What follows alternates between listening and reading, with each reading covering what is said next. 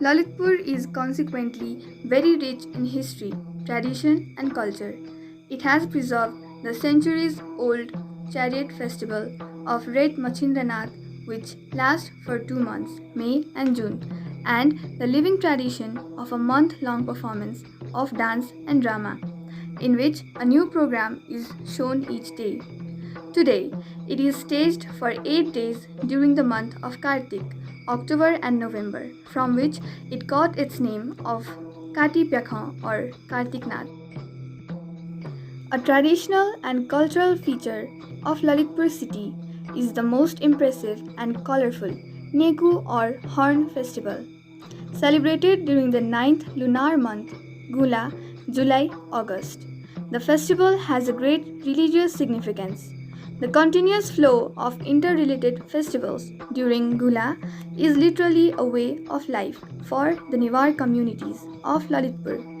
The festivals are not merely social events for entertainment, but basically these are religious occasions for practicing rituals, visiting temples, and going on pilgrimages.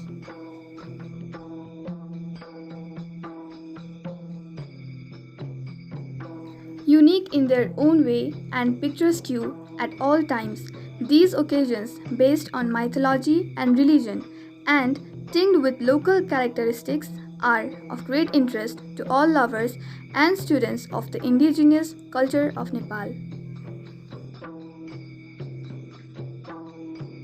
The Horn Festival has an interesting and long history.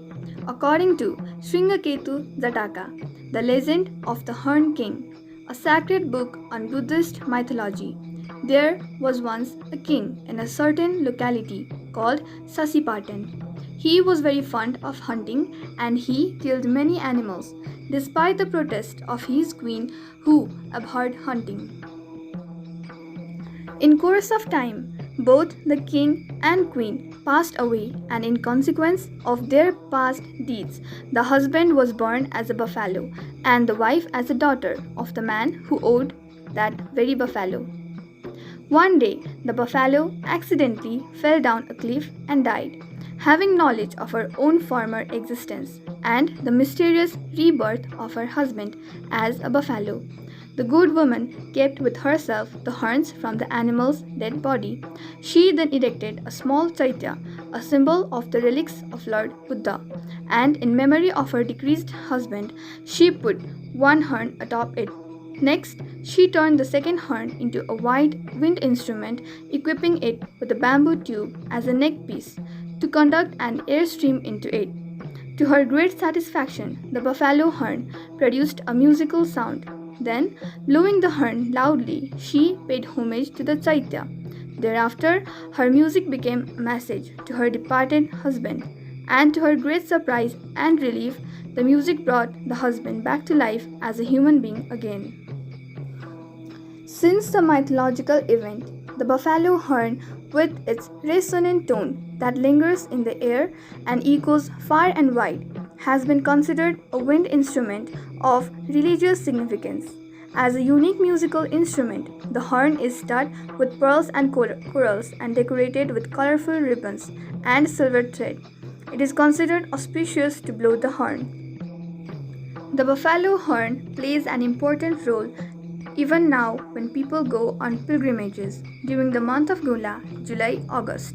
All such activities are undertaken in order to promote peace and bring prosperity to mankind and as well as to seek protection against evil. There is also a belief that the rich sound and musical waves produced by the horn have a strange power which may be used by ardent devotees to convey messages to their departed king.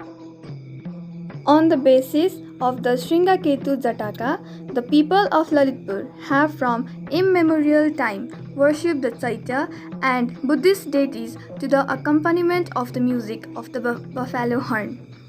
It is mentioned in the history of Nepal that King Gunakamdeva, grandson of King Balarchandeva, had instituted the Matya festival of lights and the Sringaveri Jatra festival of blowing horns.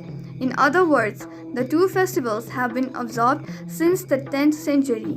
Lalitpur has produced many talented performers on the horn. The city of Lalitpur is indeed a center of unique cultural activities. It has maintained a continuity of cultural values so that what went centuries before have not yet been erased. However, due to changes that have come at an accelerating speed after 1951, when Nepal gave up the policy of isolation from the rest of the world for the sake of modernization, there is an urgent need today to record and make a systematic study of the Horn Festival before, as it seems inevitable. Most of the performances are given up, forgotten, and lost. Once local cultural characteristics and traditions change or vanish rapidly, the whole nation will be correspondingly impoverished.